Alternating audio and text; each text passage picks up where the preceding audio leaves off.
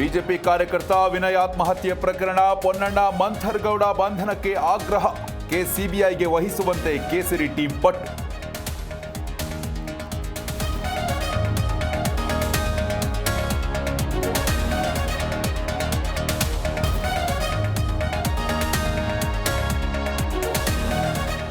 BJP ಕಾರ್ಯಕರ್ತ Vinay suicide case, 3 ವಿರುದ್ಧ ದೂರು ಕೊಟ್ಟರೆ ಒಬ್ಬರ ಹೆಸರು ಸೇರಿಸಿದ್ದಾರೆ. ನ್ಯಾಯಕ್ಕಾಗಿ ನಮ್ಮ ಹೋರಾಟ ಎಂದ ವಿನಯ್ ಸಹೋದರ.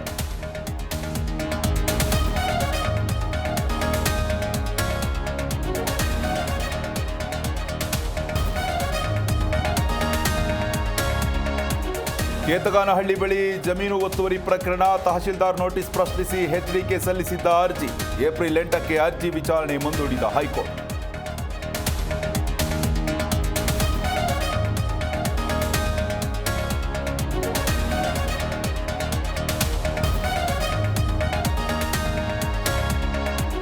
ಕೃಷ್ಣಾ ನದಿ ಮಣ್ಣು ಅಕ್ರಮ ಸಾಗಾಟ, ನದಿಯ ಒಡಲು ಬಗೆಯುತ್ತಿರುವ ಇಟ್ಟಿಗೆ ವ್ಯಾಪಾರಸ್ಥರು, ಅಕ್ರಮಕ್ಕೆ ಬ್ರೇಕ್ ಹಾಕಲು ಅಧಿಕಾರಿಗಳ ಹಿಂದೆ.